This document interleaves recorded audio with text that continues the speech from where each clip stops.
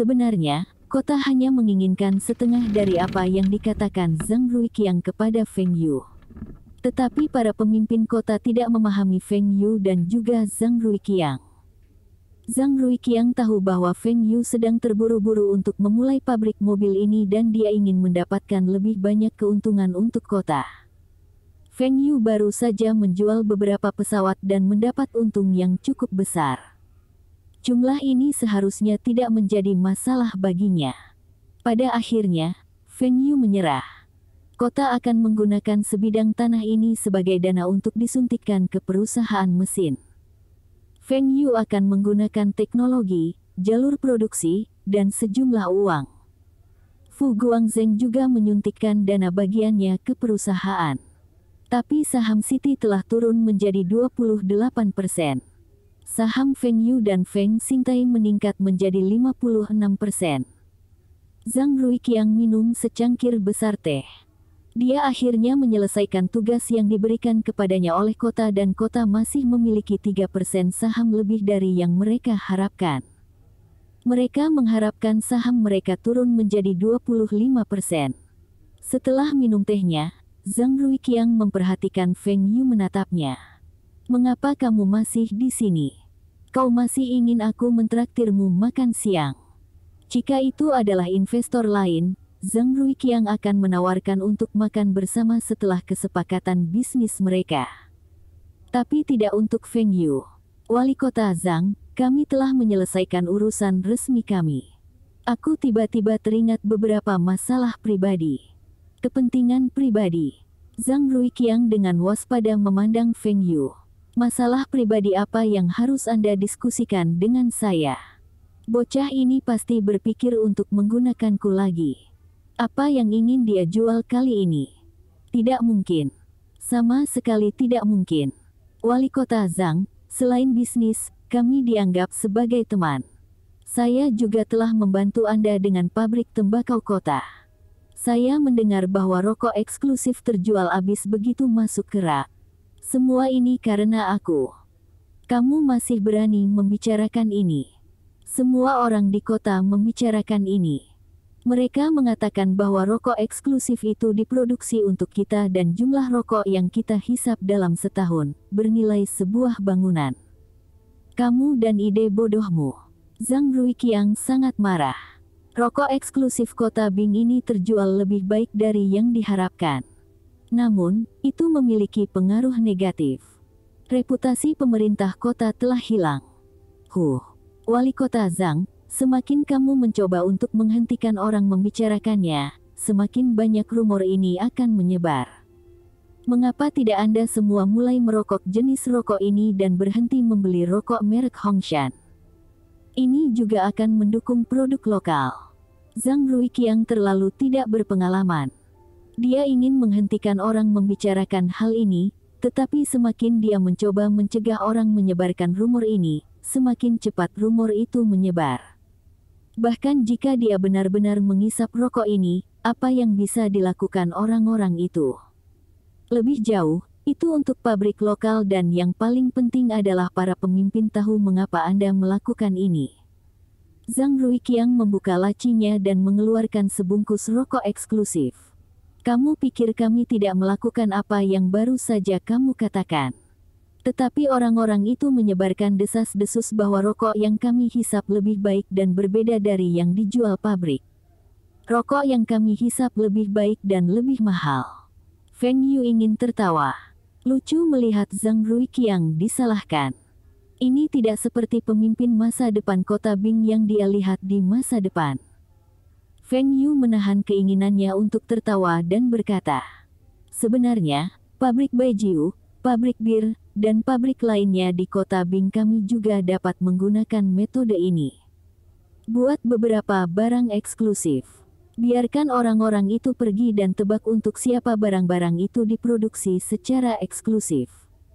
Pabrik-pabrik menghasilkan uang, itu berarti kota menghasilkan uang. Ini semua untuk rakyat, dan saya pikir para pemimpin harus siap untuk berkorban. Berhentilah memberiku ide bodoh, apakah kamu tidak punya metode normal? Saya sudah. Iklan. Apakah kota bersedia membayar biaya iklan? Saya bisa membuatkan papan iklan untuk Anda secara gratis. Zhang Ruiqiang terdiam. Kota tidak mampu untuk beriklan di CCTV seperti Feng Yu. Itu terlalu mahal. Jika semua pabrik memasang iklan di CCTV, mereka bahkan tidak akan mendapatkan kembali biaya iklan bahkan ketika penjualan mereka meningkat. Feng Yu mencondongkan tubuh ke depan dan tersenyum. Wali Kota Zhang, sebenarnya saya masih punya ide untuk mengubah persepsi masyarakat tentang pemerintah kota. Zhang Ruiqiang menantikan ide Feng Yu. Apa solusimu? Wali Kota Zhang, sepupuku, akan lulus dari universitas tahun ini dan ada beberapa masalah dengan pekerjaan yang akan ditugaskan padanya. Dia akan ditugaskan di tempat dia terdaftar, pemerintah daerah akan membuat pengaturan yang tepat. Dia adalah lulusan universitas, apa yang perlu dikhawatirkan? Zhang Ruiqiang berkata. Dia sedang berpikir untuk bekerja di pemerintah kota Bing. Kata Feng Yu, kamu ingin dia masuk pemerintahan melalui pintu belakang. Jika kamu ingin berpikir seperti ini, jadilah itu. Feng Yu tanpa malu mengakui. Keponakan saya bekerja di lini produksi pabrik bir, dan keponakan saya yang lain bekerja di pabrik tekstil. Itu berbeda. Mereka adalah kerabat Anda. Jika Anda memberi mereka posisi yang baik, orang akan mulai berbicara di belakang Anda. Sepupu saya berbeda. Dia adalah lulusan universitas terkemuka, dan dia hanya ingin pekerjaan normal dengan pemerintah kota Bing. Dia tidak perlu menjadi pejabat tinggi. Zhang Ruiqiang menatap Feng Yu. Dia baru saja lulus dan masih ingin menjadi pejabat. Anda pikir menjadi pejabat itu mudah? Anda memberitahu saya cara mengubah persepsi orang tentang kota terlebih dahulu. Dia setuju.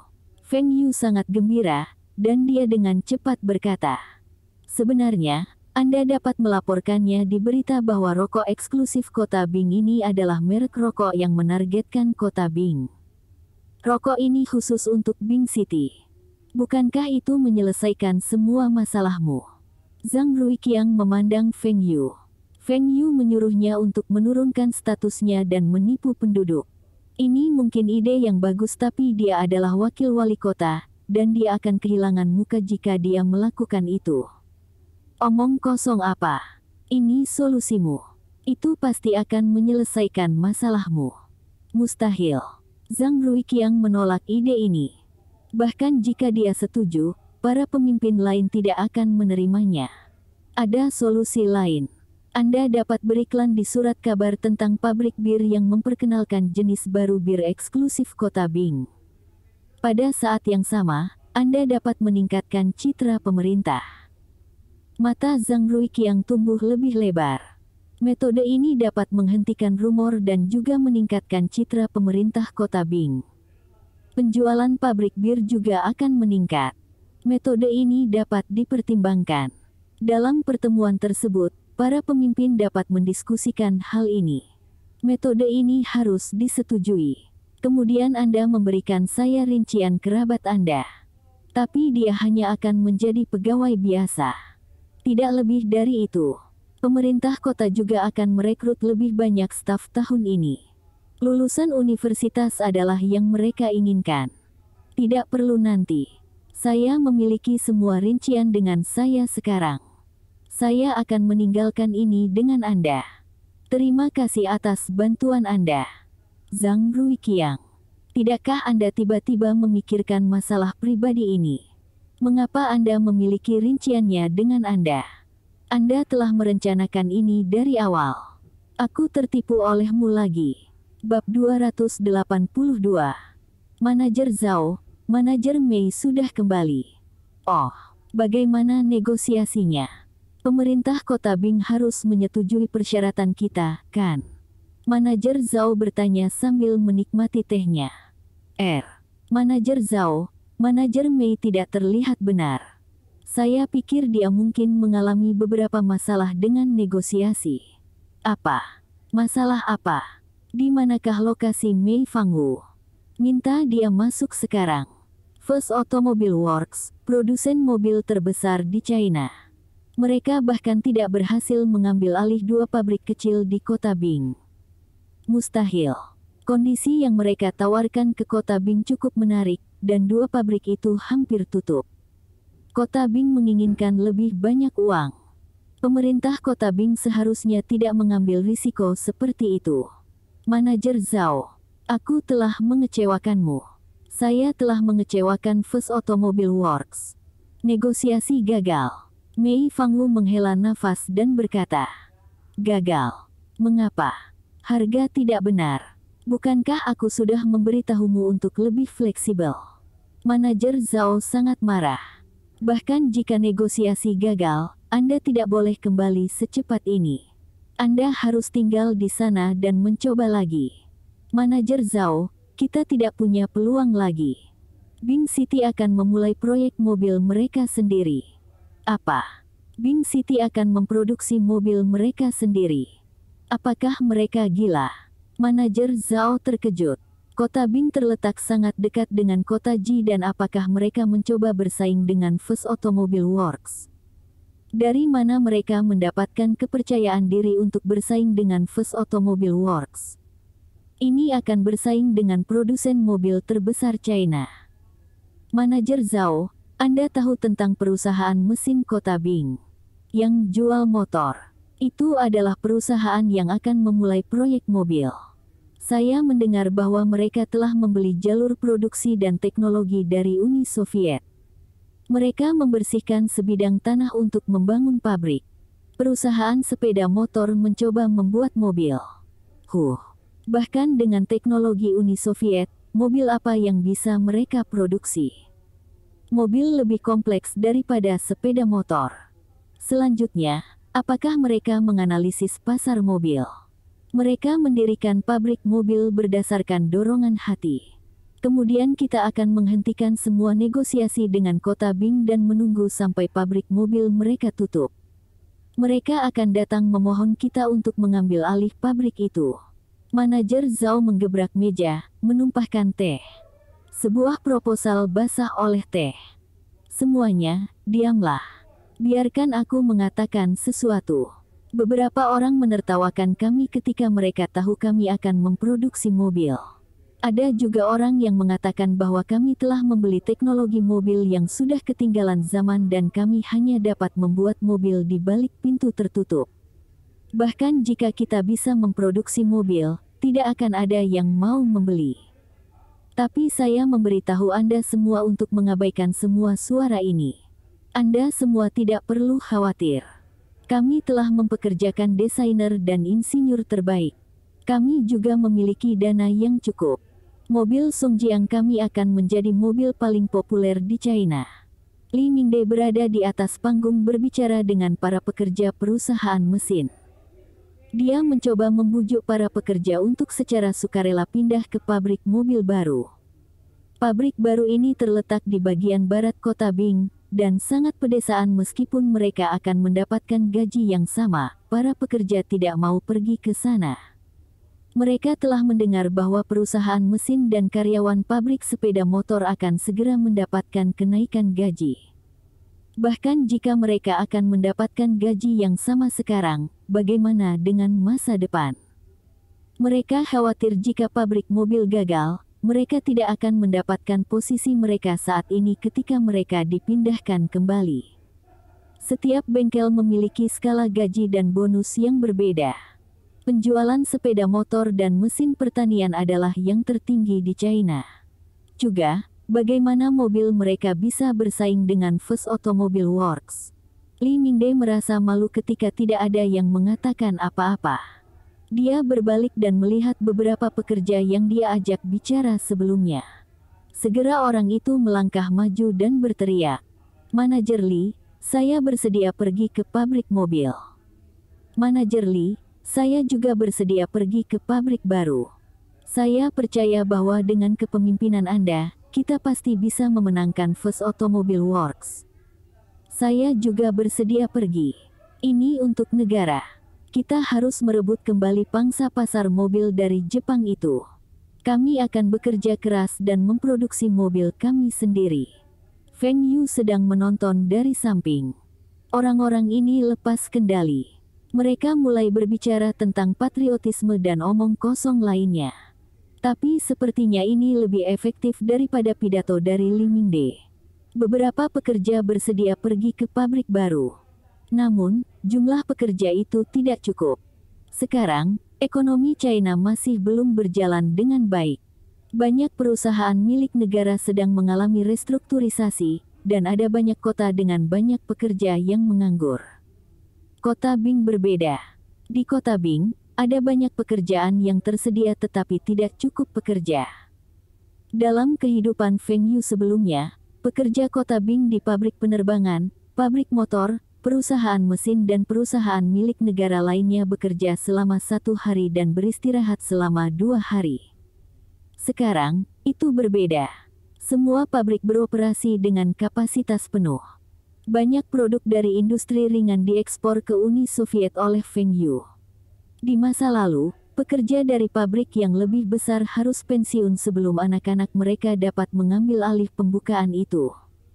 Kini, anak-anaknya tidak perlu menunggu. Mereka langsung dipekerjakan. Bahkan para pensiunan tersebut dipekerjakan kembali oleh pabrik untuk mengatasi permintaan yang meningkat.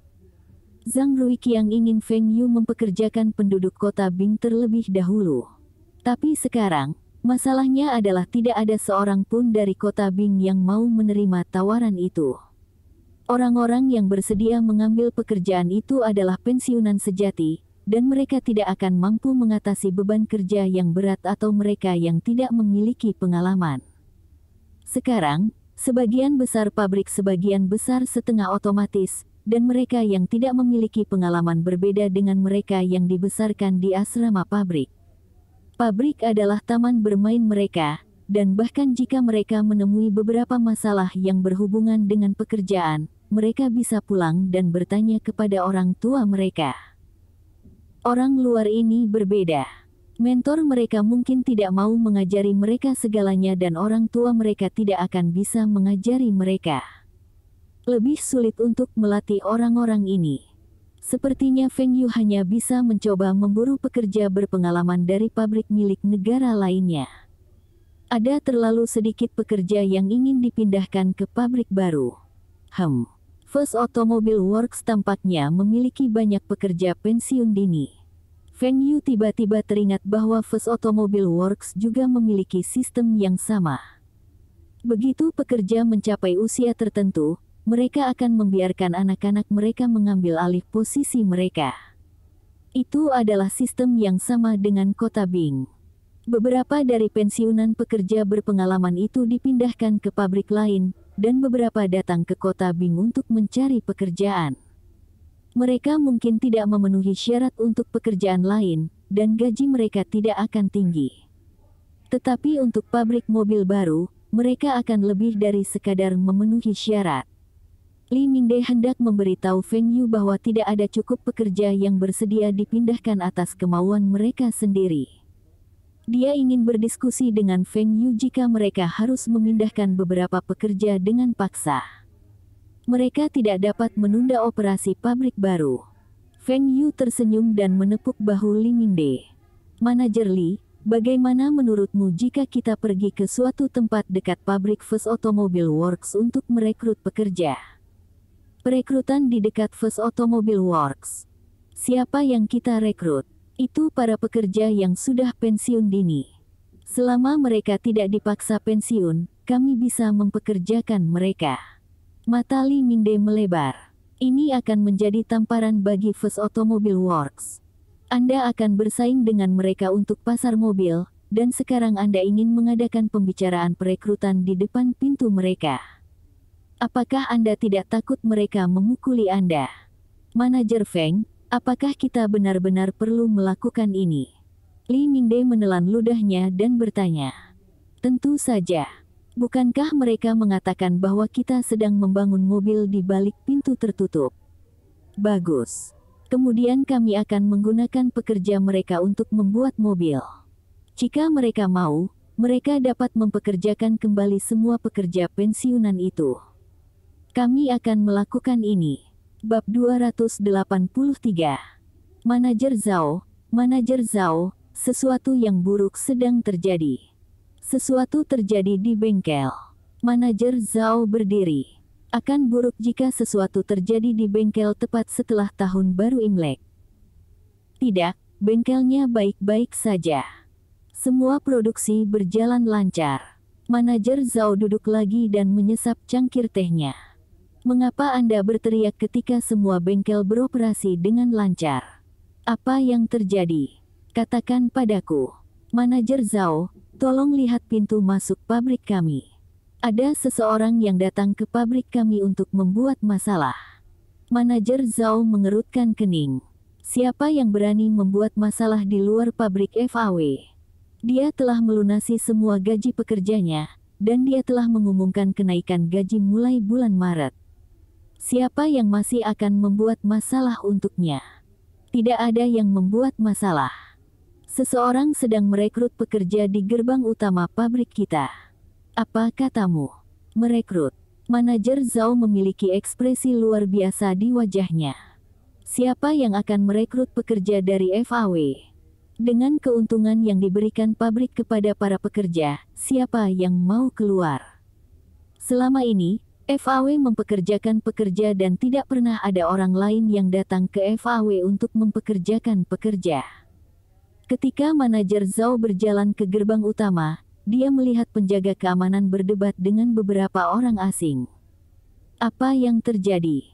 Manajer Zhao, orang-orang ini terlalu berlebihan. Lihat spanduk mereka, kata pemimpin tim keamanan Ye. Manajer Zhao mengangkat kepalanya dan melihat spanduk. Perusahaan mesin kota Bing mempekerjakan pekerja berpengalaman. Pekerja yang telah pensiun dini dan di bawah usia 55 tahun dipersilakan untuk melamar. Pekerja yang dipekerjakan akan mendapatkan gaji lebih tinggi daripada pekerja di FAW. Penginapan akan disediakan untuk pekerja. Manfaat akan disesuaikan dengan pengalaman dan peringkat Anda. Tangan manajer Zhao gemetar karena amarahnya. Perusahaan mesin kota Bing ini lagi. Apa yang mereka coba lakukan? Melakukan rekrutmen di depan pintu saya. Ini terlalu banyak. Sita semua spanduk mereka. Manajer Zhao meraung. Apa yang kalian semua lakukan? Tempat ini berada di luar properti FAW, dan Anda tidak berhak menghentikan kami. Saya akan menelepon polisi. Wakil manajer pabrik-pabrik mobil yang baru dari perusahaan mesin, Ma Aigo berteriak pada penjaga keamanan. Panggil polisi. Kami adalah orang-orang yang ingin memanggil polisi. Ketua tim keamanan Ye juga tahu bahwa penjaga keamanannya hanya dapat menggunakan kekuatan mereka di dalam properti. Begitu berada di luar pabrik, hanya polisi setempat yang bisa menghentikannya.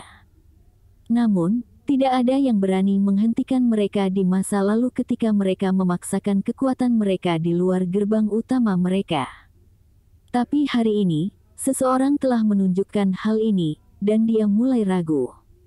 Orang-orang ini bukan siapa-siapa. Mereka berasal dari manajemen yang lebih tinggi dari sebuah perusahaan besar. Ye Linhua, apa yang kamu tunggu? Saya meminta Anda untuk meruntuhkan spanduk mereka. Manajer Zhao berteriak. Manajer Zhao, tidakkah menurut Anda FAW Anda terlalu mendominasi? Kami bahkan tidak bisa merekrut pekerja untuk perusahaan mesin kota Bing. Ma Aigo berdiri di depan spanduk. Merekrut pekerja. Anda masih berani menyebut perekrutan ini. Kota Bing Anda tidak memiliki cukup pekerja. Mengapa Anda harus merekrut pekerja di depan FAW? Apakah Anda mencoba untuk merebus pekerja kami? Apa yang kamu pikirkan? Ini kebebasan saya untuk merekrut pekerja dari mana saja saya inginkan. Mengapa Anda peduli? Lebih jauh lagi, bagaimana Anda bisa mengatakan bahwa saya mencoba memburu pekerja Anda? Lihat spanduk-spanduk ini. Kami tidak menyebutkan tentang FAW. Ma Aigo membalas. Sebelum Ma Aigo datang, dia diinstruksikan oleh Feng Yu dan Li Mingde. FAW tidak boleh disebutkan dalam spanduk, tetapi pekerja FAW harus memahami makna yang mendasarinya secara sekilas. Dia diperintahkan untuk meledakkan hal-hal di luar proporsi, karena berita akan menyebar lebih cepat dengan cara ini. Tetapi dalam keadaan apapun, mereka tidak dapat menggunakan tinju mereka. Jika pihak lain mencoba menggunakan kekuatan, larilah. Feng Yu akan membantu mereka membalas dendam. Dia bisa merekrut pekerja pensiunan dini dan generasi kedua pekerja. Tapi dia tidak bisa mempekerjakan pekerja FAW saat ini. Ma Aiguo berjanji untuk menyelesaikan tugas ini.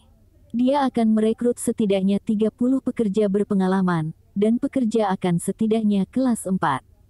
Dia membawa lebih dari 10 orang bersamanya dan pergi ke gerbang utama FAW Kota Ji dengan 2 minivan. Ma Aiguo sengaja memilih waktu saat para pekerja berganti shift. Banyak pekerja tidak tinggal di asrama pabrik. Begitu mereka meninggalkan pabrik, mereka melihat spanduk. Ma Aiguo telah menggunakan pemanggil keras untuk meneriakkan persyaratan dan keuntungan perusahaan mesin Kota Bing. Meskipun dia telah menarik beberapa kerabat dan beberapa pekerja yang tidak bekerja hari itu, dia juga menarik perhatian keamanan. Ye Linhua berpikir bahwa ada kecelakaan di luar pabrik karena kerumunan. Jika kecelakaan itu melibatkan pekerja FAW, maka dia harus turun tangan. Dia tidak bisa membiarkan pekerja FAW diganggu oleh orang lain. Ketika dia semakin dekat, dia menyadari bahwa itu adalah perusahaan mesin Kota Bing yang melakukan perekrutan. Dia sangat marah. Tapi dia kalah dalam pertengkaran dengan Ma Aiguo dan tidak bisa mengusirnya. Ma Aiguo berasal dari Departemen Promosi Perusahaan Mesin, dan spesialisasinya adalah melakukan promosi. Dia fasih, dan Ye Linhua hanya tahu cara memarahi dan memukuli orang. Bagaimana dia bisa memenangkan Ma Aiguo dalam sebuah argumen?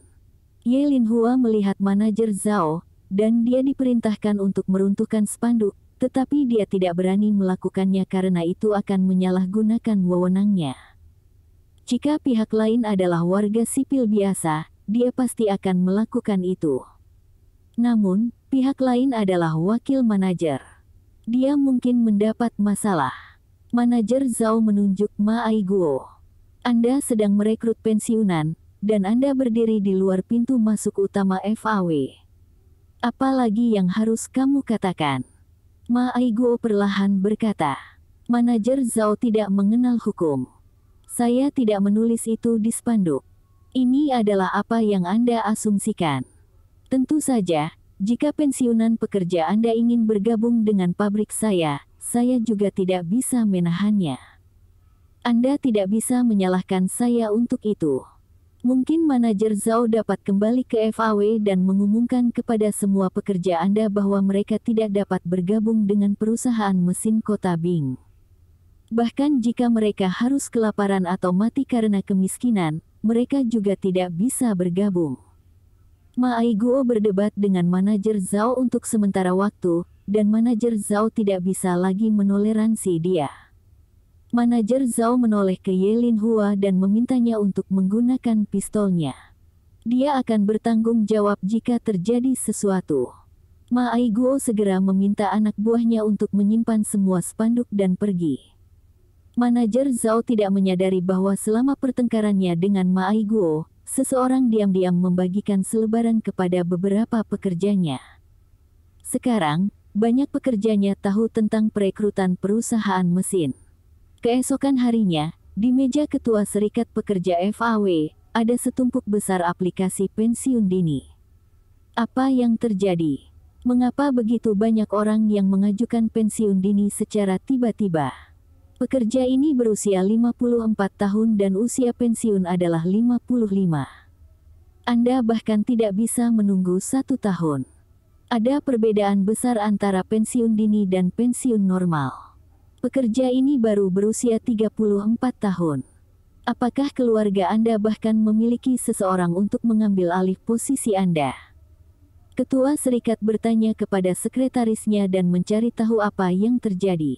Orang-orang ini ingin mendapatkan pensiun untuk pensiun dini dan kemudian bekerja di perusahaan mesin Kota Bing. Jarak antara kedua tempat tidak jauh, dan mereka dapat kembali ke rumah pada hari libur mereka. Selanjutnya, Perusahaan mesin menawarkan gaji yang lebih tinggi daripada FAW. Manajer Zhao sangat marah ketika ketua serikat dan semua direktur bengkel pergi mencarinya. Perusahaan mesin kota Bing ini terlalu tak tahu malu. Semua aplikasi untuk pensiun dini tidak akan disetujui. Jika ada pekerja yang tidak senang dengan hal ini, hentikan gaji mereka. Juga, tidak ada yang diizinkan untuk berbicara tentang perusahaan kota Bing yang bodoh di kompleks pabrik.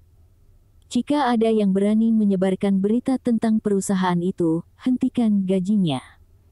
Bersambung, terima kasih telah menyaksikan dan mendukung channel ini.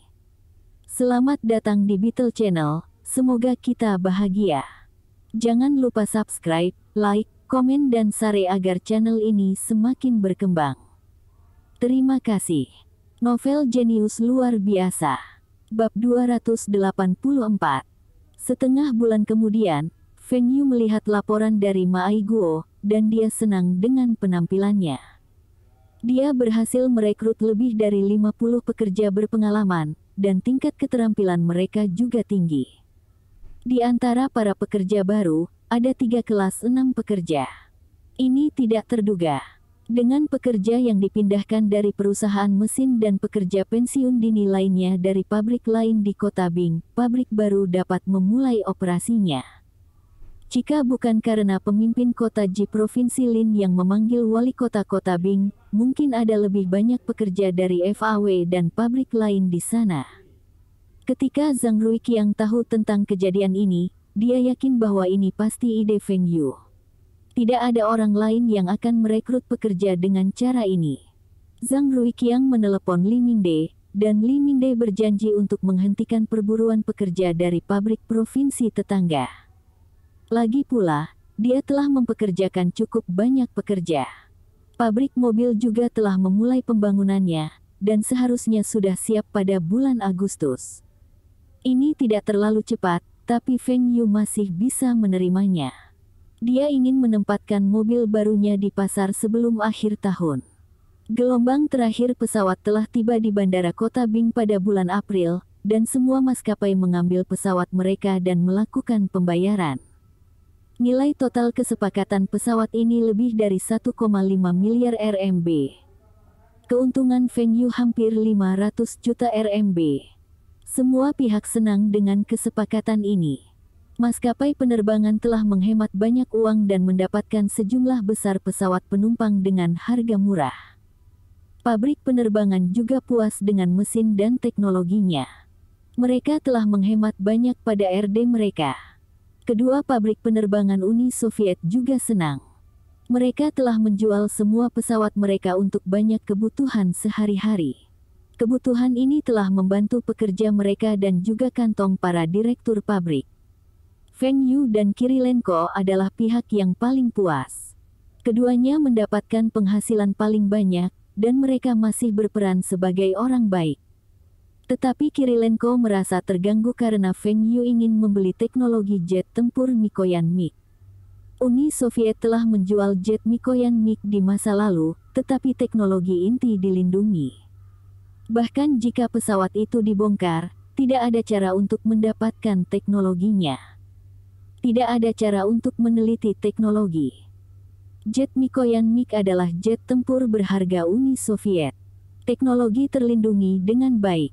Kirilenko tidak mau berjanji pada Feng Yu. Dia tidak berani menyentuh teknologi ini. Ini tidak sama dengan pesawat komersial.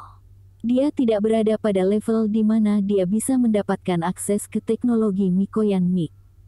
Tetapi Feng Yu telah memberitahunya bahwa jika dia bisa mendapatkan teknologi ini, teknologi lainnya tidak begitu penting. Selain itu, Feng Yu menginginkan teknologi yang sudah ketinggalan zaman itu dan bukan yang paling canggih. Bahkan jika itu adalah teknologi jet generasi pertama Mikoyan MiG, Feng Yu tidak keberatan. Jadi, Kirilenko setuju. Masih mungkin baginya untuk mendapatkan teknologi yang sudah ketinggalan zaman itu. Dia sudah mendapatkan beberapa cetak biru dari helikopter seri Milmi. Sejak hari Feng Yu memberitahunya bahwa Uni Soviet akan hancur dan menjadi lebih berani untuk mendapatkan lebih banyak keuntungan untuk dirinya sendiri, Kirilenko benar-benar menjadi lebih berani. Dia telah bertanya kepada Feng Yu pada beberapa kesempatan apakah dia ingin membeli senjata api atau meriam. Mereka bisa bertransaksi diam-diam di dekat perbatasan dan menyelundupkan barang ke China. Tapi Feng Yu menolak tawarannya. Dia tidak menggunakan barang-barang itu kecuali dia ingin menjadi pedagang senjata. Di China, jika Anda berani berurusan dengan senjata api, Anda harus siap untuk diundang untuk minum teh oleh otoritas terkait. Tapi Feng Yu masih tertarik dengan teknologinya. Jika Kirilenko bisa mendapatkan cetak biru dari senjata-senjata itu, Feng Yu masih akan mendapatkannya. Teknologi dapat disumbangkan ke negara melalui pabrik penerbangan kota Bing, tetapi bukan ide yang baik untuk menangani senjata api secara langsung. Jika bukan karena Kirilenko telah mengambil keuntungan dari saham perusahaan pertambangan, Feng Yu bahkan tidak akan menginginkan teknologi senjata api itu. Alasan lain mengapa Kirilenko setuju adalah bahwa ayahnya dipromosikan menjadi letnan jenderal baru-baru ini. Setelah promosinya, Senchenko bahkan lebih berterima kasih kepada Feng Yu. Feng Yu juga memutuskan untuk menerima hanya 49% saham perusahaan pertambangan dan bersedia membayar harga yang lebih tinggi. Feng Yu tidak menarik kembali kata-katanya dan benar-benar mengeluarkan 2 miliar dolar Amerika Serikat.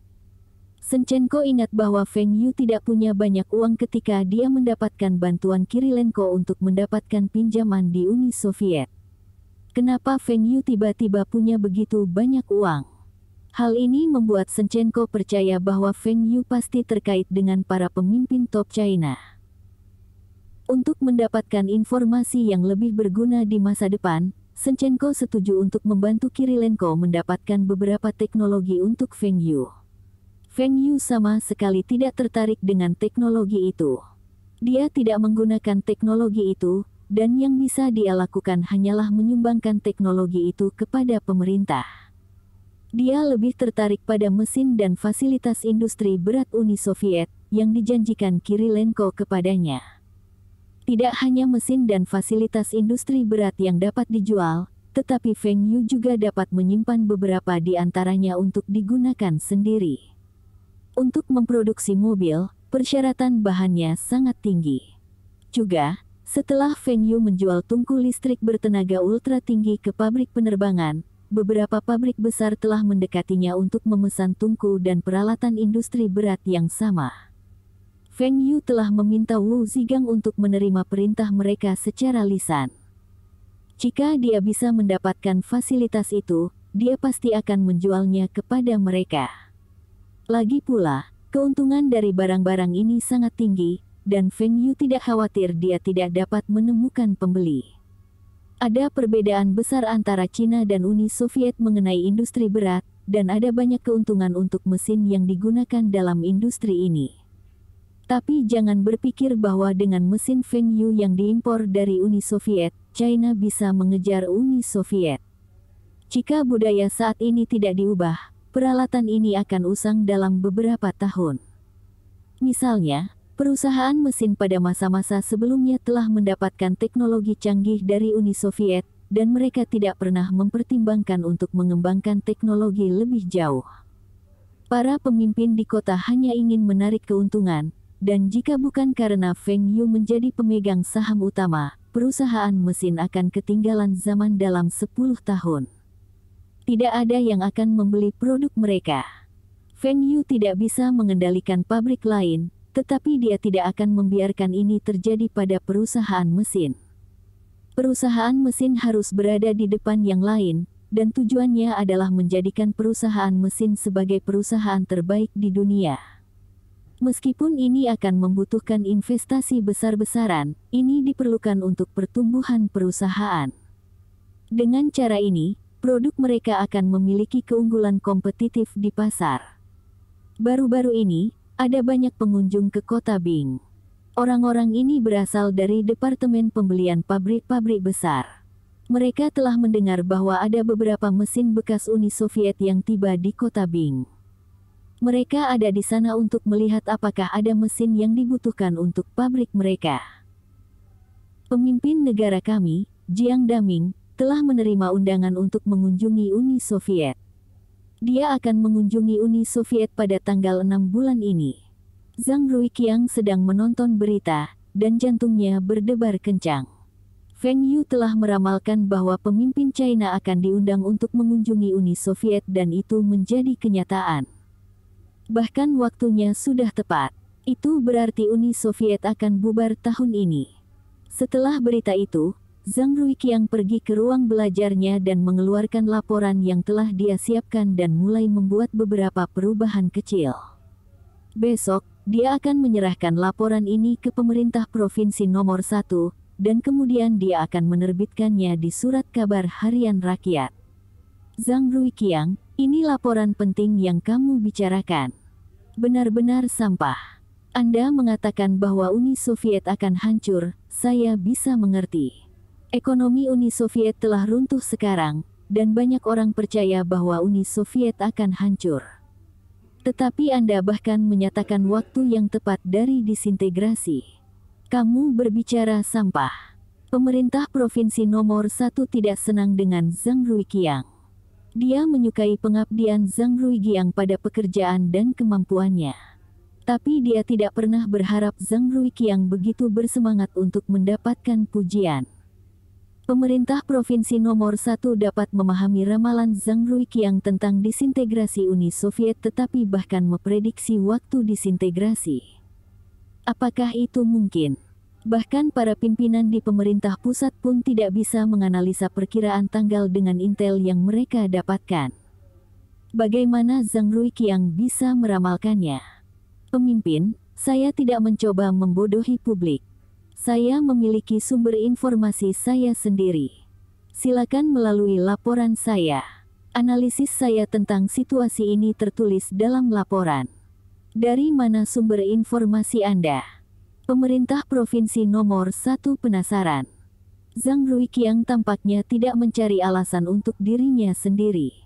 Pemimpin, saya kira Anda pernah mendengar tentang Taihua Trading. Perusahaan swasta yang telah membeli saham di perusahaan mesin dan bekerja sama dengan pabrik motor dan pabrik penerbangan untuk memproduksi pelembab udara dan kipas angin listrik. Perusahaan itu mulai melakukan perdagangan dengan Uni Soviet.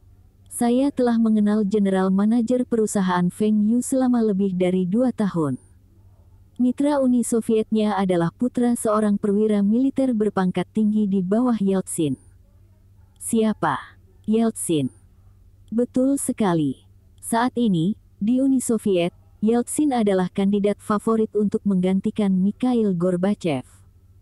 Feng Yu telah memberitahu saya bahwa ekonomi Uni Soviet saat ini telah runtuh, dan mereka akan membutuhkan dukungan negara kita. Itu sebabnya Presiden kita Jiang diundang untuk mengunjungi Uni Soviet. Tapi dukungan negara kita akan menjadi alasan jatuhnya Mikhail Gorbachev. Pemimpin, pikirkanlah. Apa yang akan Soviet pikirkan jika pemimpin mereka mencari dukungan dari pemimpin negara lain? Mereka akan berpikir bahwa pemimpin mereka adalah pengkhianat. Mata pemerintah provinsi nomor 1 melebar, dan dia menyadari bahwa Zhang Ruiqiang masuk akal. Mikhail Gorbachev menginginkan dukungan China, dan ini berarti dukungannya telah turun ke titik terendah. Meskipun Uni Soviet adalah negara yang kuat, tetapi ada kemungkinan besar untuk disintegrasi. Jika Zhang Ruiqiang mendapatkan informasi orang dalam, maka dia mungkin bisa memprediksi periode kehancuran yang tepat. Tinggalkan laporanmu padaku. Saya akan membacanya. Manajer stasiun kereta kota Bing sibuk selama beberapa hari terakhir. Setiap hari, dia menerima telepon yang meminta bantuannya, dan dia tidak tahu bagaimana menolaknya. Semua panggilan itu menanyakan hal yang sama. Mereka menginginkan gerbong kereta untuk mengangkut mesin-mesin besar. Dia bertanya kepada anak buahnya dan menemukan bahwa Taihua Trading telah mengimpor sejumlah fasilitas industri dan kali ini untuk industri berat. Mesin-mesin ini adalah mesin yang tidak tersedia di Cina. Mereka diblokir oleh negara-negara barat. Taihua Trading selama ini mengimpor mesin-mesin industri ringan, tetapi kali ini mereka berhasil mengimpor mesin-mesin yang digunakan di industri-industri berat. Ini tidak terduga. Industri berat sangat penting untuk perkembangan negara yang kuat. Mesin-mesin ini jarang diekspor, dan Taihua Trading berhasil mendapatkan mesin-mesin ini. Manajer stasiun kereta juga mendengar bahwa mesin ini adalah model setelah tahun 1985 dan dianggap sebagai mesin canggih di dunia. Uni Soviet belum pernah mengekspor mesin ini ke China sebelumnya. Bagaimana Taihua Trading mendapatkan mesin ini dan jumlahnya masih banyak? Bagian yang paling sulit dipercaya adalah harga mesin-mesin itu hanya sekitar 2/3 dari harga pasar. Sekarang, di kota Bing, ada desas-desus bahwa Taihua Trading adalah departemen pemerintah dan mewakili China. Itu sebabnya mesin mereka sangat murah. Ini semua demi kemajuan bangsa. Tetapi beberapa orang mengatakan bahwa Taihua Trading adalah perusahaan swasta. Namun, bos perusahaan mampu dan bisa mendapatkan barang langka dari Uni Soviet. Ada sangat sedikit orang yang mendukung rumor ini. China bahkan tidak bisa mendapatkan mesin ini dan bagaimana perusahaan swasta bisa mendapatkannya. Ada beberapa rumor lain yang tersebar. Feng Yu tidak tahu apakah dia harus menangis atau tertawa ketika mendengar cerita itu. Nama keluarga Feng Yu adalah Feng, dan tidak ada pemimpin tertinggi di China yang memiliki nama keluarga ini. Akhirnya, Feng Yu dikabarkan menjadi anak haram dari salah satu pemimpin. Ini semua adalah rumor, dan Feng Yu tidak bisa diganggu dengan itu. Ini mungkin hal yang baik juga. Tidak ada yang berani membuat masalah untuk perusahaannya. Meskipun Feng Yu memiliki beberapa koneksi sekarang, itu masih belum cukup. Di era ini, sebuah kata dari para pemimpin bisa menutup atau membuat perusahaannya makmur dalam semalam. Setiap hari, Feng Yu hanya akan mengunjungi perusahaannya dan menandatangani beberapa kontrak. Dia jarang pergi ke sekolah saat ini. Kirilenko terlalu efisien. Jumlah mesin yang dia kirim ke kota Bing meningkat, dan Wu Zigang bahkan harus menempatkan dirinya di stasiun kereta api. Feng Yu tidak punya pilihan selain tinggal di kantornya dan mengurus perusahaan. 2 tungku listrik berdaya ultra tinggi, yang sebelumnya dibeli oleh pabrik penerbangan, dijual ke 2 perusahaan besar milik negara. Untungnya ada tungku lain dan teknologi terkait. Perusahaan besar lainnya memperebutkan mesin ini. 2 BUMN lainnya ingin menekan Taihua Trading agar menurunkan harga lebih lanjut melalui pemerintah kota. Namun Pemprov DKI menolaknya. Kota itu bahkan memberitahu Taihua Trading tentang kejadian ini. Feng Yu segera memasukkan kedua perusahaan itu ke daftar hitam. Taihua Trading tidak akan pernah bekerja dengan kedua perusahaan itu lagi. Bahkan jika mereka telah menawarkan harga tinggi, Taihua Trading juga tidak akan menjual apapun kepada mereka. Setelah itu, Feng Yu menyumbangkan beberapa barang kepada pemerintah kota untuk Zhang Ruiqiang untuk mengklaim kredit. Lihat, ini adalah manfaat memiliki orang-orang di pemerintahan. Jika Feng Yu menjual mesinnya dengan harga lebih tinggi, itu berarti lebih banyak pajak untuk pemerintah kota. Ini adalah pencapaian politik para pemimpin kota. Jika Taihua Trading dipaksa untuk menjual produk mereka dengan harga rendah, pemimpin kota Bing tidak akan setuju. Zhang Ruiqiang adalah seseorang yang tidak suka pejabat menggunakan otoritas mereka untuk mendapatkan keuntungan dari diri mereka sendiri. Dia membuat pengumuman publik bahwa pemerintah kota tidak akan mengganggu perusahaan swasta selama perusahaan tidak melakukan apapun yang akan merugikan kota atau negara. Selain itu, Feng Yu selalu menempatkan perusahaan kota Bing sebagai yang pertama dalam hal menjual mesin-mesin itu. Diikuti oleh perusahaan dari Provinsi Longjiang dan kemudian perusahaan dari daerah lain. Bahkan para pemimpin dari pemerintah provinsi merasa bahwa Feng Yu telah melakukan hal yang benar. Semua pemimpin mendukung Taihua Trading karena perusahaan ini telah membayar pajak tertinggi di provinsi tersebut. Tindakan Feng Yu telah membuat industri berat kota Bing tumbuh dengan kecepatan yang mencengangkan. Bahkan industri berat seluruh provinsi Longjiang terpengaruh. Para pemimpin kota Bing masih memesan beberapa mesin dan fasilitas lagi dari Feng Yu. Dengan mesin ini, industri kota Bing akan menjadi yang teratas di seluruh China. Feng Yu bersandar di sofa dan menutup telepon. Dia memiliki ekspresi bersemangat di wajahnya. Dia mendapatkan teknologi pesawat Mikoyan MiG. Bab 286. Kirilenko telah mendapatkan teknologi MiG untuk Feng Yu.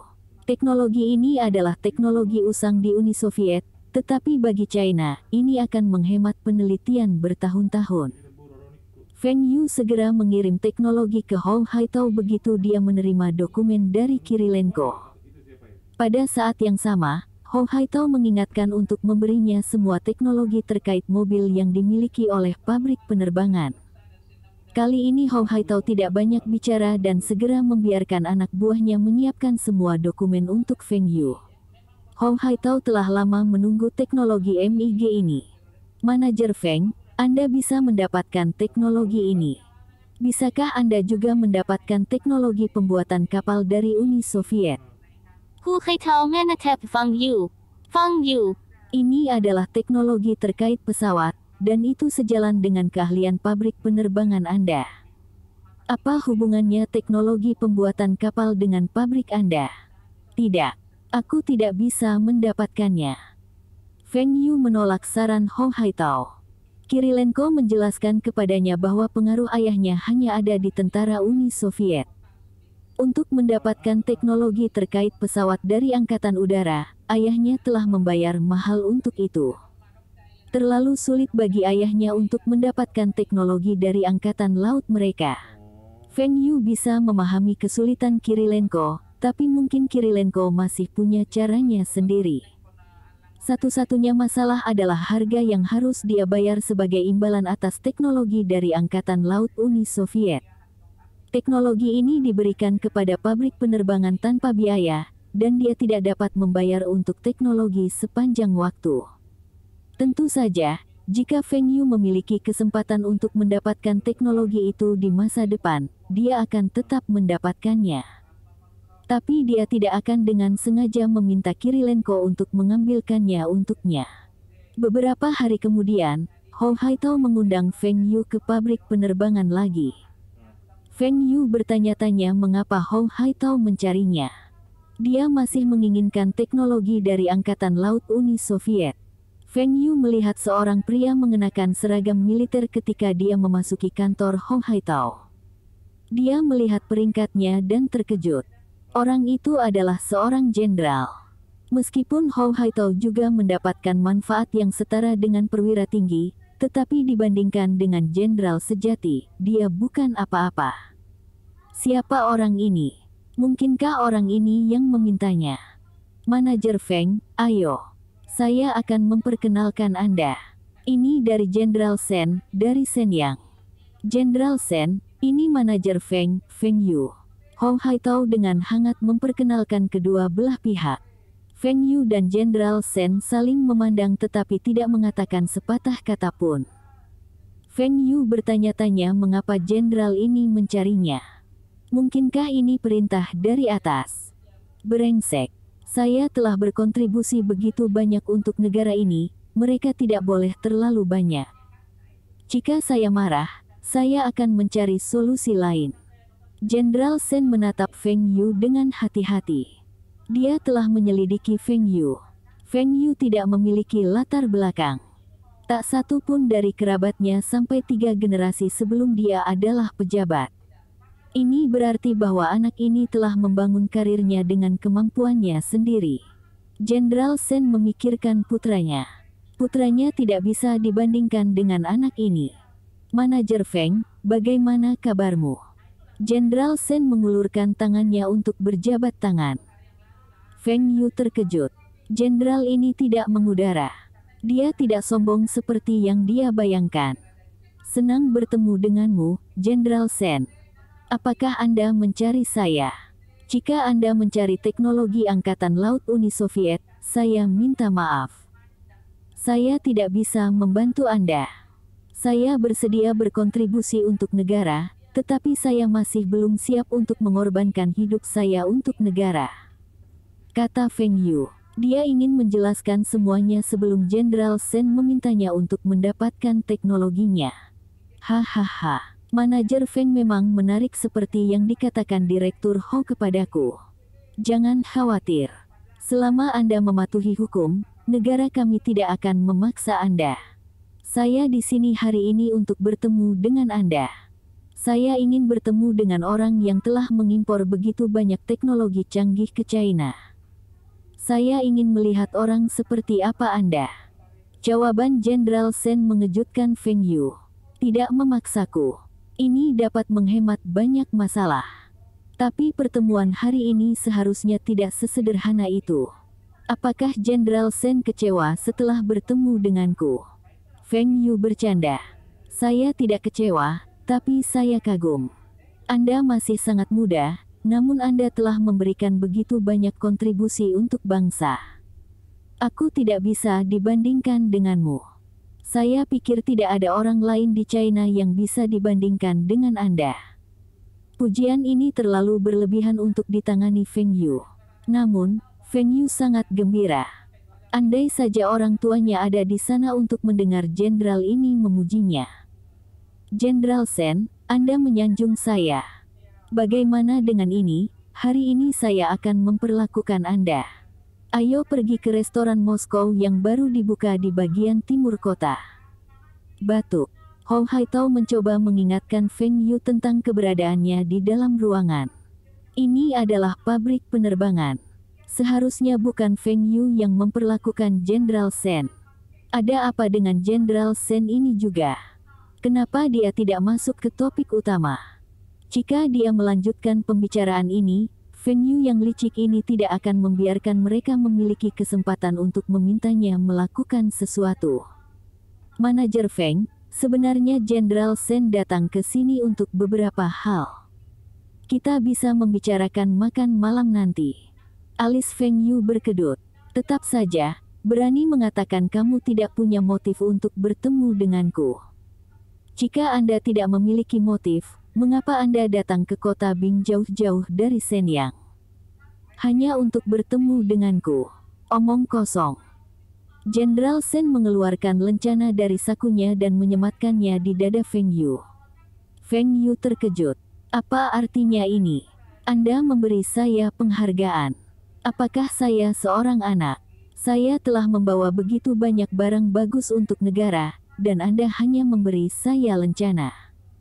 Selamat, Feng Yu. Mulai hari ini dan seterusnya, Anda adalah prajurit terhormat dari tentara rakyat. Hah? Saya seorang tentara sekarang. Brengsek. Prajurit semuanya adalah sukarelawan. Sejak kapan militer memaksa orang menjadi tentara? Tunggu, Jenderal Sen. Maksud kamu apa? Feng Yu melepas lencana dan memandang Jenderal Sen. Ini artinya, Anda terdaftar. Pendaftaran khusus. Saya jamin Anda setidaknya akan menjadi mayor dalam 5 tahun. Seorang mayor sangat besar. Feng Yu terdiam. Bukankah Anda mengatakan bahwa Anda tidak akan memaksa saya untuk melakukan apapun? Anda mungkin berpikir bahwa menjadi tentara itu terhormat, tapi ini bukan masa perang. Sekarang adalah era perdamaian. Tentara saat ini hanya berlatih setiap hari dan melakukan pekerjaan bantuan bencana. Apa yang diinginkan Feng Yu adalah menjadi orang kaya yang tidak melakukan apa-apa selain menikmati hidup sepenuhnya. Ini adalah kehidupan idealnya. Tunggu, Jenderal Sen. Pendaftaran khusus apa? Saya tidak setuju untuk apapun. Anda tidak bisa membodohi saya. Saya tahu hukum. Sekarang, ini bukan masa perang, dan Anda tidak bisa memaksa saya untuk mendaftar. Aku menolak tawaranmu. Manajer Feng, ini adalah kesempatan bagus untukmu, dan kamu tidak perlu bertugas di ketentaraan. Kata Ho Haitao. Maksud kamu apa? Feng Yu bingung. Jika dia tidak perlu bertugas di ketentaraan, lalu bagaimana dia seorang prajurit? Itu hanya dalam nama. Yang perlu Anda lakukan adalah berkontribusi pada pertahanan nasional. Feng Yu ingin meludahi wajah Hong Haitao. Dia tahu bahwa tidak ada yang baik ketika dia dipanggil ke pabrik penerbangan. Selanjutnya, Feng Yu sekarang menjadi pemimpin di perusahaannya sendiri, dan dia mengelola beberapa ribu orang. Jika dia bergabung dengan tentara, dia harus mendengarkan perintah dari atas. Bahkan orang idiot pun tahu mana yang harus dipilih. Saya akan berkontribusi pada negara ketika saya memiliki kesempatan. Sekarang, saya sudah berkontribusi lebih banyak untuk negara daripada orang lain. Juga, saya adalah seseorang dengan karakter yang buruk, dan saya akan mempermalukan tentara. Jadi, saya pikir saya tidak perlu menjadi tentara. Anda dapat memberikan kesempatan ini kepada putra Direktur Hall. Anak saya akan lulus dari universitas tahun ini, dan dia tidak membutuhkan kesempatan ini. Brengsek. Putramu sendiri bahkan tidak ingin bergabung dengan tentara, dan kamu masih memintaku untuk menjadi tentara. Dalam hatinya, Feng Yu telah mencap Hong Haitao sebagai orang jahat. Aku juga akan masuk universitas. Universitas Beijing. Jenderal Sen, Direktur Hall, saya masih memiliki beberapa masalah di perusahaan saya. Aku akan bergerak dulu. Beberapa hari ini, saya akan bepergian juga. Tolong jangan panggil aku. Feng Yu pergi. Dia siap untuk berselisih dengan Hong Haitao jika dia masih berbicara dengannya tentang bergabung dengan militer lagi. Bab 287. Jenderal Sen dan Hong Haitao saling memandang dan menghela nafas. Feng Yu benar-benar tidak punya niat untuk bergabung dengan militer. Sebenarnya, Jenderal Sen benar-benar ada di sini untuk bertemu Feng Yu di sepanjang jalan.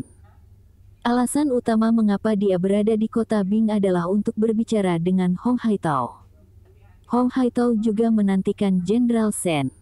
Pabrik penerbangan kota Bing dulunya adalah pabrik militer, dan memproduksi jet tempur. Pabrik penerbangan dianggap sebagai salah satu pabrik militer China sebelumnya. Namun setelah reformasi terakhir, pabrik penerbangan diubah menjadi pabrik sipil. Sejak saat itu, pabrik penerbangan kota Bing memulai proyek mobilnya. Pabrik penerbangan berpikir bahwa mereka akan mendapat untung dengan memasukkan teknologi mesin jet mereka ke dalam mesin mobil. Tetapi mereka terletak terlalu dekat dengan FAW, dan mobil yang mereka produksi tidak istimewa dan penjualannya tidak sebaik yang mereka harapkan. Meskipun mereka tidak mengalami kerugian, mereka juga tidak mendapat untung. Pabrik penerbangan kemudian mulai memproduksi pesawat kecil dan ingin mendapat untung dari itu. Tapi penjualannya tidak bagus. Jika bukan karena pelembab udara, pabrik penerbangan bahkan mungkin mengubah helikopter mereka menjadi helikopter penggunaan sipil untuk memenuhi kebutuhan. Alasan utama kesengsaraan pabrik penerbangan adalah kurangnya perencanaan dan kemampuan untuk beradaptasi dengan perubahan pasar. Mereka tidak tahu bagaimana menghasilkan produk untuk memenuhi kebutuhan konsumen. Bahkan dengan teknologi yang unggul, jika mereka tidak tahu bagaimana memasarkan produk mereka, mereka tidak akan mendapat untung. Namun pabrik penerbangan dinilai tidak buruk. Banyak pabrik militer yang diubah menjadi pabrik sipil bangkrut. Bahkan jika pabrik tidak bangkrut, mereka menjadi beban bagi pemerintah daerah. Ada banyak contoh seperti itu dalam kehidupan masa lalu Feng Yu. Feng Yu benar-benar membenci para pemimpin era ini. Mereka memiliki teknologi dan kemampuan manufaktur pabrik militer, tetapi mereka tidak tahu bagaimana memanfaatkan kemampuan itu untuk menghasilkan uang. Lihatlah AS dan Uni Soviet, negara-negara ini mengekspor senjata mereka. Mereka menghasilkan uang dengan menjual senjata usang mereka, dan mereka masih dapat mempertahankan teknologi terbaru mereka dan bahkan menutupi biaya pengembangan teknologi tersebut. Para pemimpin China bersikeras untuk tidak menjual senjata. Mereka merasa China adalah negara yang cinta damai dan mereka tidak boleh menjual senjata. Negara-negara di sekitar China, seperti Malaysia, Jepang, Korea, semuanya berbicara tentang ancaman China terhadap kawasan itu. Anda pikir dengan tidak menjual senjata, negara-negara itu tidak akan percaya bahwa China adalah ancaman bagi mereka. Karena China dianggap sebagai ancaman bagi negara-negara itu, apapun yang dilakukan China, mengapa tidak mengabaikannya saja? Banyak dari para pemimpin ini tidak memahami hal ini. Negara-negara itu akan bersatu dan mencoba menghentikan pertumbuhan China. Reformasi pabrik-pabrik militer itu menjadi pabrik-pabrik sipil, mengubah 2-3 pabrik untuk menghasilkan produk-produk untuk sipil. Tapi berapa banyak dari pabrik-pabrik ini yang bisa bertahan? Ada kurang dari 10% dari pabrik-pabrik ini yang bertahan. Pabrik-pabrik ini tidak tahu bagaimana memanfaatkan teknologi militer mereka pada produk sipil. Karena itu, ada fenomena aneh di China. Setiap kali produk populer muncul di China, akan ada produk serupa dari merek yang berbeda. Akhirnya, semua pabrik tidak mendapat untung dan menderita kerugian bersama. Awalnya, konversi pabrik penerbangan dianggap tidak berhasil, tetapi tidak menimbulkan kerugian. Baru sejak 2 tahun lalu, pabrik penerbangan mendapat untung. Itu karena pelembab udara, dan kemudian, pabrik membeli tungku listrik berdaya sangat tinggi. Dengan tungku, pabrik penerbangan membuat beberapa terobosan teknologi dan menurunkan biaya produksi helikopter mereka. Para pemimpin dari atas mulai memperhatikan pabrik penerbangan lagi dan merasa bahwa Hong Haitao cukup mampu. Segera, Hong Haitao mengejutkan mereka lagi dengan mendapatkan beberapa teknologi mesin pesawat Uni Soviet. Teknologi ini sangat penting bagi China. Tetapi pabrik penerbangan tidak memiliki fasilitas penelitian yang canggih, dan itulah sebabnya Angkatan Darat Sen yang memerintahkan untuk mengambil teknologi dan mesinnya. Namun, Hong Haitao mendapat teknologi helikopter baru setelah itu. Pabrik-pabrik penerbangan ahli dalam helikopter, dan kali ini, para petinggi tidak punya alasan untuk mengambil teknologi itu. Untuk meneliti teknologi tersebut, pabrik penerbangan membutuhkan banyak dana. Mereka hanya bisa mengajukan anggaran tambahan dari atas. Harapan terbesar Hong Haitao adalah membiarkan pabrik penerbangan diubah kembali menjadi pabrik militer. Dulu, Pemkot bahkan Pemprov tidak bisa berbuat apa-apa terhadap pabrik penerbangan.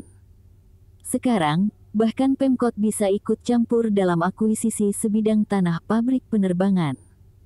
Hal yang paling membuat Hong Haitao kesal adalah pajak yang dikenakan pada pabrik penerbangan. Pabrik penerbangan harus membayar banyak pajak ke kota, dan mereka tidak menikmati subsidi yang sama seperti perusahaan milik negara lainnya. Sekarang, Hong Haitao memiliki kesempatan. Hong Haitao mendapatkan teknologi jet tempur MiG karena Feng Yu. Para petinggi mengetahui pentingnya teknologi ini dan mereka mempertimbangkan permintaan Hong Haitao untuk mengubah kembali pabrik penerbangan menjadi pabrik militer. Jenderal Sen datang ke kota Bing untuk berbicara dengan Hong Haitao. Dia mewakili militer dan ingin berbicara dengan Hong Haitao tentang mengubah pabrik penerbangan menjadi 50% militer, 50% pabrik sipil. Ini akan mirip dengan pabrik militer Jepang dan negara-negara barat. Tentu saja pabrik penerbangan tidak perlu membayar pajak lagi dan tetap bisa menikmati subsidi pemerintah untuk pabrik swasta. Pada saat yang sama, Hong Haitao akan diberi pangkat mayor. Para petinggi sudah memutuskan. Hong Haitao ingin mendapatkan lebih banyak manfaat dan dukungan. Hong Haitao ingat Feng Yu memberitahunya bahwa Mitsubishi Jepang, Fuji, Nikon, Dell, semuanya dulunya adalah pabrik militer. Meskipun pabrik-pabrik ini sekarang semuanya adalah pabrik sipil, mereka masih melakukan RD untuk militer dan menggunakan hasil RD tersebut untuk produk untuk sipil. Uang yang diperoleh dari produk yang dijual ke warga sipil bahkan bisa mendanai penelitian militer mereka. Jika perang pecah, pabrik-pabrik ini dapat segera memproduksi produk militer. Mitsubishi telah memproduksi tank, Fuji telah membuat pesawat terbang, dan Nikon telah memproduksi teropong untuk militer. Tetapi truk, mobil, dan kamera yang diproduksi oleh merek-merek ini sangat populer di dunia dan telah menghasilkan banyak uang untuk perusahaan-perusahaan ini. Menggabungkan pabrik militer dan sipil bersama adalah saran Feng Yu. Ini dimodelkan setelah beberapa perusahaan yang sukses di negara-negara barat maju. Tidak ada pabrik di China saat ini yang menggunakan model ini. Feng Yu telah memberitahu Hou Haitao bahwa jika dia berhasil, dia akan menjadi direktur pabrik pertama China yang berhasil dan akan meninggalkan namanya dalam sejarah. Feng Yu hanya dengan santai membicarakan hal ini dengan Hou Haitao, tetapi Hou Haitao mengingatnya. Dia memperlakukan ini sebagai tujuannya dan telah bekerja keras untuk mencapai tujuan ini. Sekarang, Hou Haitao telah mendapatkan kesempatan ini, dan dia tidak mau menyerah. Sulit bagi para petinggi untuk memutuskan tentang ini karena ini akan menjadi yang pertama bagi China. Pabrik militer adalah pabrik militer. Pabrik sipil adalah pabrik sipil. Bagaimana keduanya bisa dicampur bersama? Bahkan jika jenis pabrik ini ada di luar negeri, mungkin tidak cocok untuk China. Hou Haitao bahkan menginginkan keuntungan dari pabrik militer dan sipil, dan masih ingin memproduksi produk untuk warga sipil. Ini bukan jumlah yang kecil bagi pemerintah. Akhirnya, para petinggi memutuskan untuk membiarkan pabrik penerbangan kota Bing bertindak sebagai ujian. Jika pabrik penerbangan berhasil, itu akan membantu sisa pabrik militer yang dikonversi. Feng Yu tidak tahu tentang ini. Hanya dengan komentar biasa, dia telah membuat perubahan signifikan pada pabrik-pabrik China. Ketika Hou Haitao sedang berbicara dengan Jenderal Shen, Feng Yu sedang menonton berita. Yang hebat sedang mengunjungi selatan. Bersambung, terima kasih telah menyaksikan dan mendukung channel ini. Selamat datang di Beetle Channel, semoga kita bahagia. Jangan lupa subscribe, like, komen dan share agar channel ini semakin berkembang. Terima kasih. Novel jenius luar biasa. Bab 288. Sekitar 2 minggu yang lalu, pasar saham telah jatuh sedikit, dan Feng Yu telah mengirim anak buahnya untuk membeli saham. Dia menggunakan semua dana yang tersedia untuk membeli saham perusahaan yang terdaftar di Bursa Saham Shanghai dan Bursa Saham Shenzhen. Feng Yu ingat dengan jelas bahwa dalam kehidupan masa lalunya, setelah yang hebat mengunjungi selatan dan berpidato tentang pasar keuangan, banyak orang mulai membeli saham. Hal ini menyebabkan pasar meningkat lebih dari 500% dalam beberapa hari. Feng Yu telah menganalisis sebelumnya. Dengan kebijakan pemerintah dan ketidaktahuan masyarakat tentang pasar keuangan dan kebiasaan mengikuti tren, pasar saham China akan memasuki pasar bull pertamanya. Feng Yu tidak menggunakan dananya di Hong Kong. Dia masih membiarkan He Zhaoji menggunakan dananya untuk berdagang di London Gold. Feng Yu telah berpikir untuk menggunakan dana itu untuk membeli saham ini. Tetapi sulit untuk mentransfer dana dari luar negeri ke China di era saat ini. Bahkan jika Feng Yu berhasil mentransfer dananya ke China, dia tidak akan membeli banyak saham. Akan lebih sulit baginya untuk memindahkan dananya keluar dari China. Feng Yu hanya melunasi pinjaman banknya di Hong Kong dan mendapatkan kembali semua saham yang dia gadaikan. Hanya dengan uang yang dia peroleh dari saham itu, dia bisa melakukan banyak hal di China. China saat ini masih sangat terbelakang, dan undang-undangnya tidak tercakup dengan baik seperti tahun-tahun mendatang. Feng Yu tidak ingin menarik perhatian yang tidak diinginkan dari orang lain. Jika dia hanya sedikit di depan orang lain, dia akan dianggap jenius. Jika dia jauh di depan orang lain, dia akan dianggap sebagai orang aneh. Saya ingin 10.000 RMB vacuum elektronik saham. Apa? Tidak lagi. Lalu saya ingin saham industri ringan tekstil. Percepat. Giliranku. Apa saham lain yang tersedia? Bagus. Saya akan menginginkan saham itu juga. 8.000 RMB. Saya ingin saham senilai 10.000 RMB. Saya ingin saham apapun yang Anda miliki. Seseorang yang memakai cincin emas besar berteriak. Setelah berteriak, dia melihat orang-orang di sekitarnya dengan arogan. Pelanggan lain terengah-engah kaget. Mereka iri pada orang ini. Orang ini pasti salah satu dari para pengusaha sebelumnya yang telah menghasilkan banyak uang. Pada saat yang sama, orang ini juga memberikan kepercayaan kepada orang lain tentang pasar saham. Pengusaha-pengusaha terdahulu itu adalah yang lebih pintar dan yang mampu. Karena pengusaha juga membeli saham, itu artinya saham pasti menghasilkan uang. Semua orang mulai mengikuti tren dan membeli saham. Kedua bursa tersebut banyak melakukan transaksi pembelian saham. Beberapa orang menjual bagian mereka dan mendapat untung. Namun mereka yang telah menjual sahamnya lebih awal segera menyesal. Mereka mengira bahwa harga saham sudah sangat tinggi ketika mereka menjual. Itu telah meningkat lebih dari 30% dan masih terus berkembang. Karena masih naik, orang-orang ini mulai membeli saham lagi. Besok, harga harus naik lagi. Tidak hanya dua bursa saham yang ramai. Bahkan loket investasi bank di semua kota pun ramai. Orang-orang mengantri untuk membeli saham. Staf di belakang konter tidak berhenti bekerja sejak pagi hingga pasar tutup. Setelah perdagangan berakhir, para staf membuat tabulasi penjualan saham hari mereka, dan volumenya lebih dari 10 kali lipat dalam beberapa hari terakhir. Harga saham terus meningkat. Saham sangat menguntungkan. Baru hari ini saja, harga saham sudah naik 50%. Jika mereka menginvestasikan 1000 RMB, itu akan menjadi 1500 RMB. Jika investasi 10.000 RMB, pengembaliannya adalah 5.000 RMB. Ini lebih dari gaji staf 2-3 tahun.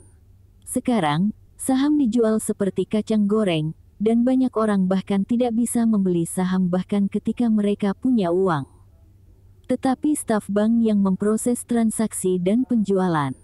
Orang lain mungkin tidak bisa mendapatkan saham itu, tapi tidak demikian halnya dengan pegawai bank. Tidak ada yang akan tahu jika mereka menyimpan saham yang dijual oleh orang lain untuk diri mereka sendiri. Meskipun mereka tidak diizinkan untuk melakukan ini, mereka dapat membiarkan anggota keluarga mereka membeli saham tersebut.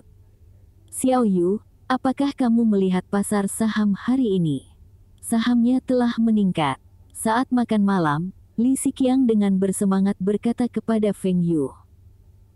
Feng Yu perlahan mengambil sepotong tulang rusuk yang direbus dan dimasukkan ke dalam mulutnya. Aku tahu. Saya telah memberitahu Anda sebelumnya bahwa sahamnya pasti akan naik. Kalau begitu, haruskah kita menjual sahamnya besok? Li Xiqiang bertanya. Bahkan Wen Dongjun menatap Feng Yu. Keluarganya juga telah membeli saham senilai puluhan ribu RMB. Besok? Tidak. Tunggu. Paling cepat minggu depan. Minggu ini, saham akan naik paling cepat, dan akan melambat minggu depan. Meskipun sahamnya masih akan naik, tetapi tidak akan meningkat begitu cepat. Kami dapat secara perlahan menjual saham kami untuk mencegah fluktuasi harga yang besar. Lalu minggu ini, berapa banyak yang bisa membuat saham naik? Wen Dongjun memandang Feng Yu. Aku sudah mengatakan ini padamu sebelumnya. Saham harus naik setidaknya 3-5 kali. Saya memperkirakan saham kami akan naik lebih dari 5 kali lipat. 5 kali. Wen Dongjun dan Li Xiqiang saling memandang. Mereka sangat gembira. Investasi ini terlalu bagus untuk menjadi kenyataan. Ini lebih baik daripada merampok bank.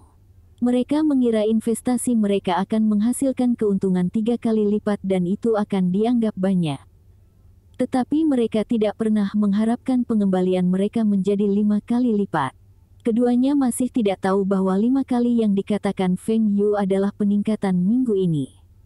Nilai saham mereka meningkat hampir 2 kali lipat sejak hari mereka membelinya. Itu berarti nilai saham mereka akan meningkat hampir 10 kali lipat. Feng Yu telah menetapkan targetnya menjadi 8 kali. Sekarang, sepertinya dia akan mencapai tujuannya. Dia akan dapat mengumpulkan dana yang cukup untuk rencana masa depannya. Setelah makan malam, Wen Dongjun segera menelepon ke rumah dan memberitahu keluarganya bahwa sahamnya telah meningkat dan minggu depan dia akan menjual sahamnya. Puluhan ribu RMB, keluarganya, telah diinvestasikan akan menjadi lebih dari 200 ribu RMB. Wen Deguang menghela nafas berat. Lebih dari 200 ribu RMB. Dia hanya berinvestasi sangat sedikit, dan dia akan puas hanya mendapatkan kembali 2 kali lipat investasinya. Uang ini untuk putranya. Sekarang, tampaknya pengembaliannya jauh lebih dari yang dia harapkan.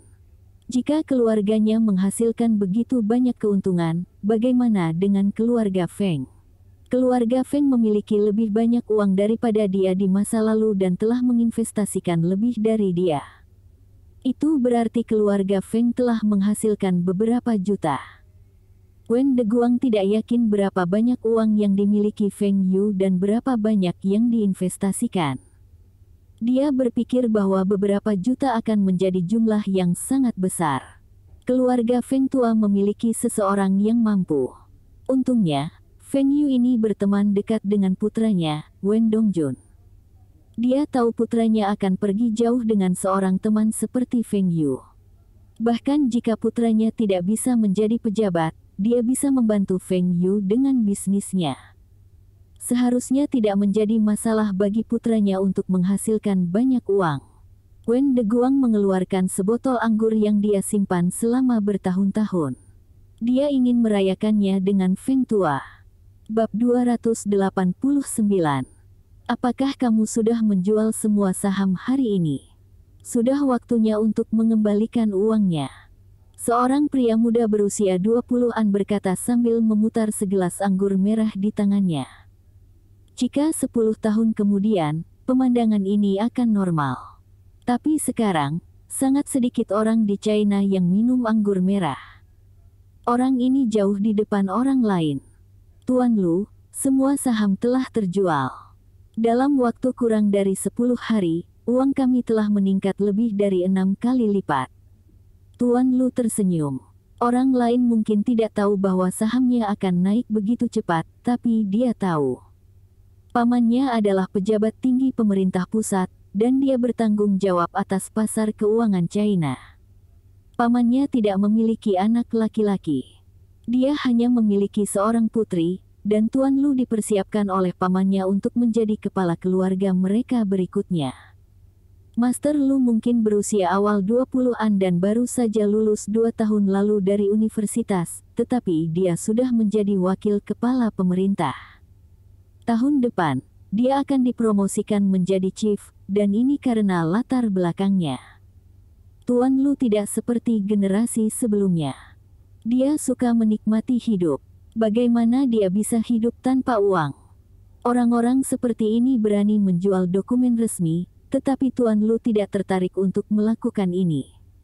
Dia lebih suka memanfaatkan informasi yang dia dapatkan dari pamannya untuk menghasilkan uang. Kali ini, dia berinvestasi di saham juga karena pamannya. Dia meminjam 1 juta dari orang lain, dan dalam 10 hari, dia mendapat 6 juta. Ini lebih baik daripada menjual dokumen resmi. Selanjutnya, tidak ada yang bisa mengatakan apa-apa tentang dia melakukan ini.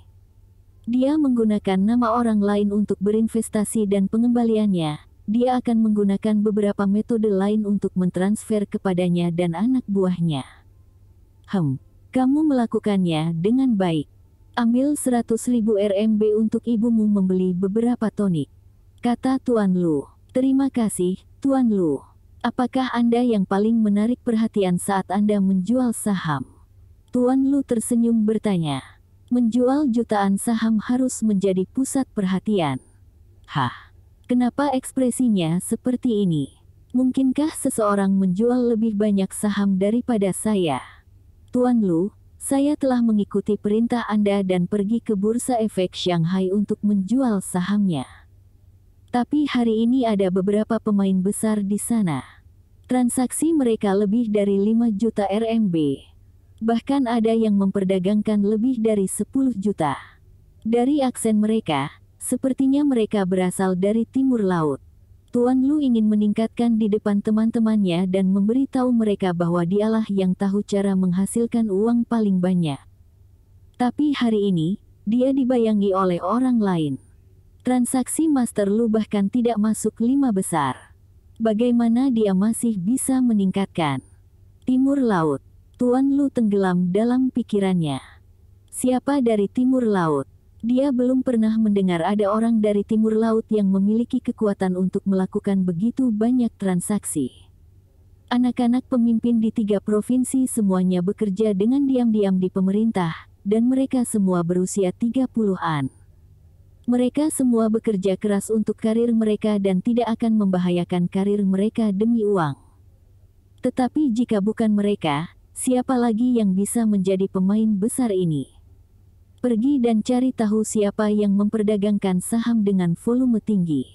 Mereka layak berteman. Tidak peduli siapa orang ini, dia harus mampu untuk menginvestasikan begitu banyak uang. Orang ini layak untuk diketahui. Sekarang adalah era ekonomi bebas, dan jika dia ditempatkan di lapangan, dia bisa dengan cepat mendapatkan beberapa investasi di wilayah yang dia awasi. Ini juga dianggap sebagai pencapaian politik. Ditambah dengan latar belakang keluarganya, akan mudah baginya untuk dipromosikan. Tetapi Tuan Lu tidak pernah menyangka bahwa beberapa orang dari Timur Laut tidak memiliki dukungan yang kuat. Mereka semua adalah karyawan Taihua Trading. Feng Yu telah meminta Li Xiqiang untuk membawa anak buahnya untuk menjual saham di bursa Shanghai. Feng Yu, di sisi lain, memimpin tim lain ke bursa efek Shenzhen untuk menjual saham yang digadaikan ke bank-bank Hong Kong. Feng Yu mengira beberapa juta saham ini tidak akan menarik perhatian, tetapi hal-hal telah berjalan terlalu lancar baginya beberapa bulan ini. Dia lupa bahwa total saham di pasar Cina tidak banyak. Total volume saham yang diperdagangkan dalam sehari di Shanghai Stock Exchange hanya sekitar 5 juta di masa lalu. Sekarang, dengan pasar bull, jumlah total telah meningkat menjadi sekitar 50 juta. Tapi transaksi Feng Yu dalam jutaan bahkan puluhan juta. Jumlah ini lebih dari 10% dari total transaksi. Mereka terus menjual saham mereka, dan ini mempengaruhi pasar. Beruntung bagi Feng Yu, orang-orang sekarang tergila-gila pada pasar saham. Bahkan ketika Feng Yu menjual saham dengan volume tinggi, harga saham tidak jatuh. Itu masih terus meningkat. Para pekerja BUMN yang diberi saham itu semuanya menyayangkan. Jika mereka tahu saham sangat menguntungkan, mereka akan meminta lebih banyak saham di masa lalu. Ini jauh lebih baik daripada gaji mereka. Banyak dari pekerja ini juga mulai berinvestasi di saham. Lagi pula, kebanyakan dari mereka duduk di kantor dan tidak ada hubungannya. Dana dari orang-orang ini masuk ke pasar saham, dan ini menyebabkan pasar saham melanjutkan bull run. Dengan demikian, penjualan saham Feng Yu tidak menekan harga saham. Setelah menjual beberapa ratus juta saham, Feng Yu menerima telepon dari Li Xiqiang. Seseorang mencoba mencari tahu tentang Li Xiqiang dan latar belakang anak buahnya. Pesan ini membuat Feng Yu khawatir. Meski apa yang dilakukannya adalah legal, namun pada zamannya, banyak pejabat pemerintah dan anggota keluarganya yang tidak masuk akal. Ini adalah masalah. Feng Yu segera meminta Li Xiqiang untuk meninggalkan bursa efek Shanghai dan menjual sahamnya di kota lain. Feng Yu juga meninggalkan bursa efek Shenzhen ke kota-kota lain untuk segera menjual sahamnya. Feng Yu mengira dia tidak akan menarik perhatian yang tidak diinginkan jika dia pergi ke bursa saham. Transaksi di bursa saham lebih besar, tetapi mereka menjual sahamnya terlalu cepat. Jika ada transaksi elektronik, akan lebih aman dan nyaman. Ini adalah era keemasan, tetapi perkembangannya masih terlalu lambat.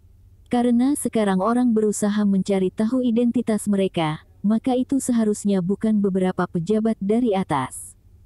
Kekhawatiran terbesar Feng Yu adalah generasi kedua beberapa pejabat arogan. Orang-orang ini memiliki otoritas dan tidak akan mematuhi aturan.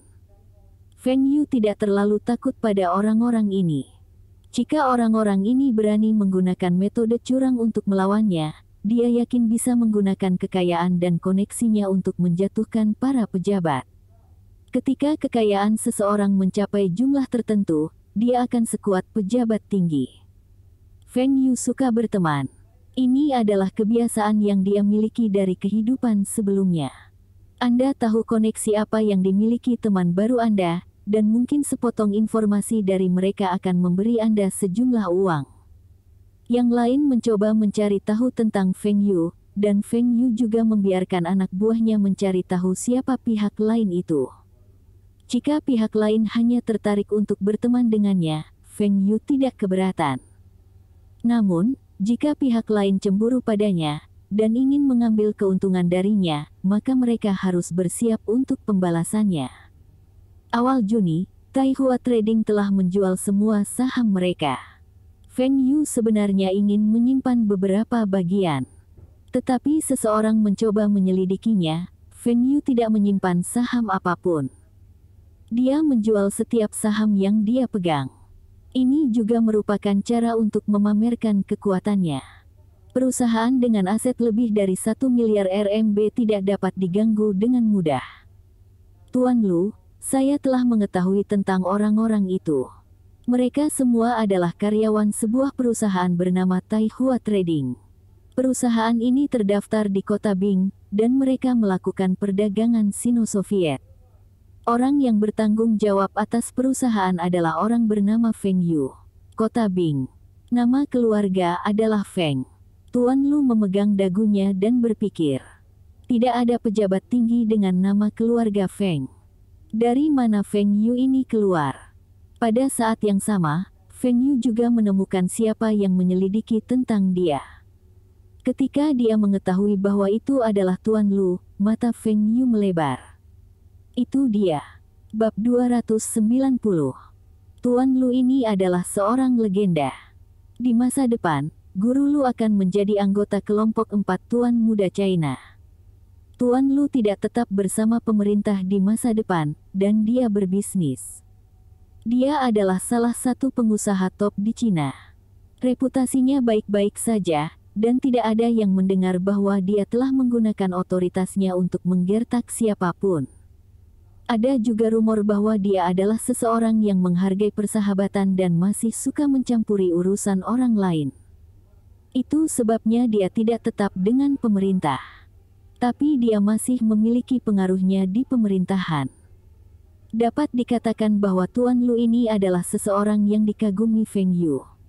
Dia tidak memiliki kesempatan untuk mengenal orang ini di kehidupan sebelumnya. Tetapi sekarang, dia memiliki kesempatan untuk berteman dengan Tuan Lu. Tuan Lu ingin mentraktir Feng Yu minum. Setelah Master Lu mengetahui identitas Feng Yu, dia juga terkejut dengan pertumbuhan Feng Yu. Sebelum Feng Yu berusia 15 tahun, dia adalah remaja biasa. Namun setelah berusia 15 tahun, dia tiba-tiba berubah. Bisnis yang dimulai Feng Yu semuanya menghasilkan uang. Feng Yu memulai pelembab angin dan hujan yang terkenal dan kipas tanpa pisau, sepeda motor Songjiang. Feng Yu dianggap sebagai legenda di era ini. Hal yang paling mengejutkan Guru Lu adalah pengaruh Feng Yu di wilayah Longjiang. Tak hanya menjalin hubungan baik dengan Pemkot, bahkan pimpinan Pemprov pun selalu memberikan pujian. Feng Yu juga memiliki beberapa koneksi dengan militer. Tuan Lu benar-benar ingin mengenal seseorang seperti Feng Yu.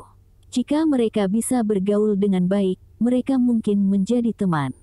Dia ingin tahu bagaimana Feng Yu bisa menghasilkan uang di setiap bisnis yang dia lakukan.